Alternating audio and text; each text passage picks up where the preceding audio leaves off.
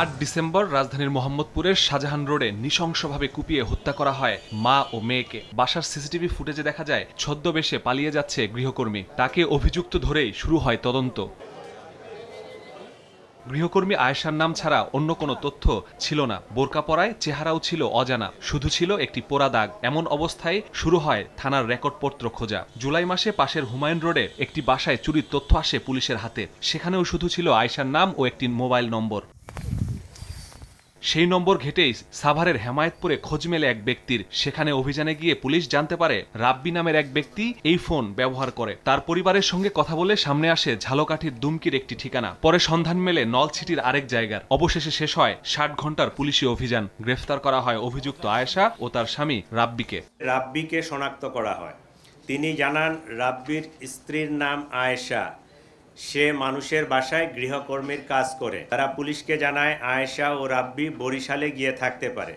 এক পর্যায়ে তাদের নিকট প্রাপ্ত তথ্য প্রযুক্তির সহায়তায় পটুয়াখালীর দুমকি থানাধীন প্রত্যন্ত নলুয়া এলাকায় অভিযান পরিচালনা করে পুলিশ, কিন্তু সেখানেও তাদের পাওয়া যায়নি।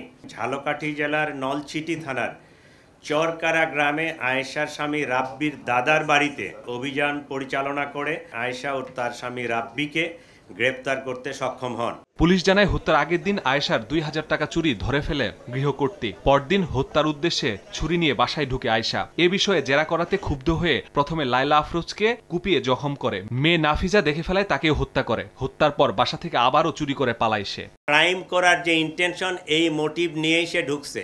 এই ঘটনাটা যেহেতু মহিলাটা মারা গেছে, এখন তার স্বামী জানে কিনা টাকা চুরির বিষয়টা আমরা এখনো এটা কনফার্ম করতে পারি নাই। পুলিশ বলছে আয়েশা পেশাদার চোর, স্বামী রাব্বি তার সহযোগী। সে বাসায় কাজ নেয় চুরির উদ্দেশ্যে। চুরি শেষ হলেই সটকে পড়ে। নিজের বোনের বাসাতেও চুরি করেছে সে। চুরি থেকে বাঁচতেই বোরকা পরে, চেহারা ঢাকে, ব্যবহার করে না ফোন। জুলাই ২৫-এ আরেক বাসা থেকে ৮,০০০ টাকা চুরি করছিল। ওইটা নিয়েও সে এর আগে ধরা পড়ছে, তারপর জিডি হয়েছে। ওইটাই কিন্তু এই মামলাটা ডিটেক্ট করার জন্য আমাদের ক্লু হিসাবে কাজ করছে।